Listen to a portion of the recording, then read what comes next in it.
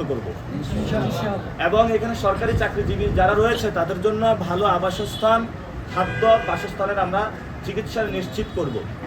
নারীদের জন্য ওয়ার্ড ভিত্তিক সব জায়গায় কমিউনিটি হেলথ সার্ভিস চালু করব, যাতে প্রসূতি মায়েরা এবং তাদের যে মায়েদের বাচ্চা রয়েছে তারা সহজে চিকিৎসা সুবিধা গ্রহণ করতে পারে। আমরা আলেম ওলামার যারা ইমাম খতিব রয়েছেন তাদের সর্বোচ্চ বেতনের ব্যবস্থা করব, যাতে ওনারা নিরাপদে সবাইকে নিয়ে থাকতে পারে। আর যারা দলীয় গুন্ডা সন্ত্রাস রয়েছেন আপনারা আসুন, সব কিছু ছেড়ে সুন্দরবনে যেরকম ডাকাতরা অস্ত্র জমা দিয়েছে প্রশাসনের কাছে, আপনারা আপনাদের এই চাঁদাবাজি, সন্ত্রাসী, দুর্নীতি এগুলা ছেড়ে প্রশাসনের কাছে আপনারা সুপর্দ করুন নিজেদেরকে। ইনশাল্লাহ আমরা নতুন বাংলাদেশ গঠন করব।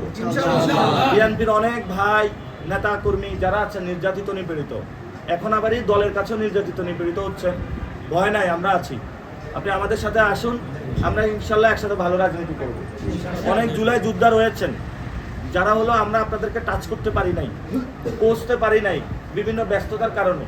আপনারা আসুন, ইনশাল্লাহ আমরা ঐক্যবদ্ধভাবে কাজ করব। মতিঝিলে বিভিন্ন জায়গায়, ঢাকা ৮ আসনে ময়লার বাগার রাস্তার মধ্যে ফেলে রাখা হয়েছে, আমরা এগুলো নিজ হাতে পরিষ্কার করব এবং ঢাকা ৮কে সুন্দর একটা নগরী বানাবো, যাতে সবাই আমরা নিরাপদে চলাফেরা করতে পারি ইনশাল্লাহ। কারো কোনো প্রশ্ন থাকলে করতে পারেন।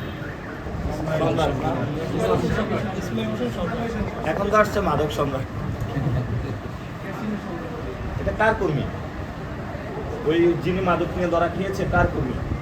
আমরা দেখতে পেয়েছি ওটা মির্জা আব্বাসের একটা মির্জা আব্বাসের কর্মী। হ্যাঁ হ্যাঁ, উনি তো বিএনপি স্থায়ী কমিটির সদস্য, ভদ্র মানুষ উনি। ওনার কর্মীর হাতে মাদক কেন? যারা এইসব মাদক কর্মীদের হাতে তুলে দেয় আমরা ওদের বুড়িগঙ্গার পানি খাওয়াবো, টেস্ট করে দেখুক কেমন। ভাই একটা ছোট একটা প্রশ্ন ছিল, সেটা হচ্ছে যে গাজীপুরে আমরা দেখেছি ইতিমধ্যে অনেক সোশ্যাল মিডিয়া আসছে যে ছাত্র সংগঠনের সে কর্মী, সেটাকে ছাত্র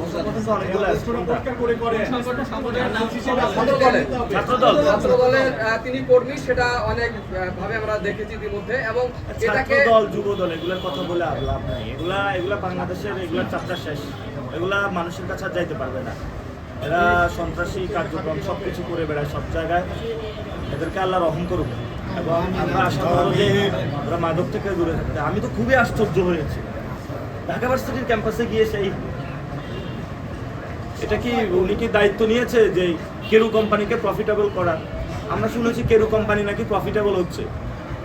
কারা এগুলা খাচ্ছে এটা এতদিন খুঁজে পায় নাই, এখন তো আজকে খুঁজে পাইছে। মাদক সম্রাট, মাদক সম্রাটকে 12 তারিখে ভোট দিয়ে প্রতিহত করুন ইনশাআল্লাহ।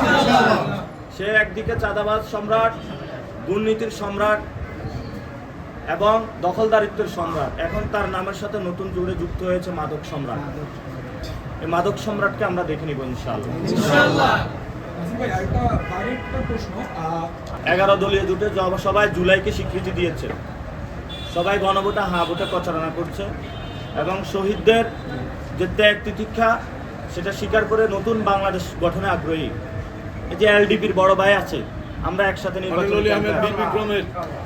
এই যে জামাত ইসলামের আমির সাহেব আছেন এখানে, ওই যে এনসিপির ভাই আছেন, সব দলের আছে এখানে, আমরা একসাথে প্রচারণা করতেছি এবং ইনশাল্লাহ এলডিপির ভাই আমরা একসাথে আরো 100 বছর যাবো ইনশাল্লাহ। কি জামাত ইসলামের ভাইরা বলেন একসাথে গড়ি বাংলাদেশ, আমরা বাংলাদেশকে এইসব মাদক মুক্ত, সন্ত্রাস মুক্ত, চাঁদাবাজি মুক্ত, একসাথে দর্শন মুক্ত ইনশাল্লাহ একসাথে করব। আর যারা ইন্ডিপেন্ডেন্টলি লড়ছেন তারাও কিন্তু ঢাকা 9 যে ফুটবল মার্কা যিনি লড়ছেন তার কালকে রাত্রে শুনলাম পোস্টার ব্যানার হলো খুলে ফেলছে। কে খুলছে? ওইখানে কে খুলবে? আর একজন ভদ্র ছদ্মবেশী একজন এসেছেন তিনি মনে হয়। তো যারা তারাও ফাইট করতেছে এটার বিরুদ্ধে, কেউ স্বতন্ত্রভাবে ফাইট করতেছে, কেউ ঐক্যবদ্ধভাবে। আমাদের লক্ষ্য একটা, আমরা ইনশাল্লাহ লক্ষ্য পানে ছুটে যাব। ইলেকশনের পরে এই জোট আরো বৃহত্তর হবে, এটা জনগণের জোটে রূপান্তরিত হবে ইনশাআল্লাহ। আমাদেরগুলো খুলে ফেলতেছে। এই জন্যই তো বলি যে ব্যানার লাগাই, ব্যানার যাই কই। আমি আর সবাইকে বলতেছি আমার কি ব্যানার লাগানো হচ্ছে না? এখন তো দেখি রাতে সব খুলে ফেলে, এই জন্য খুঁজে পাচ্ছি না। আমি একসাথে নামবো, আমি নিজে নিয়ে গিয়ে ব্যানার লাগাবো ইনশাল্লাহ। দেখি এবার কে ছিটতে আসে। আমাদের তথ্য কেন্দ্রগুলো রাতের অন্ধকারে সরাই ফেলতেছে। তথ্য কেন্দ্রগুলো না, আমাদের তথ্য কেন্দ্রগুলো রাতের আধারে সরিয়ে ফেলতেছে। দেখেন ভাই কি বিপদে আছি এখানে। ভাই জামাতে আমাদের এক্স আইডি হ্যাক এবং সেটা বিরোধী দল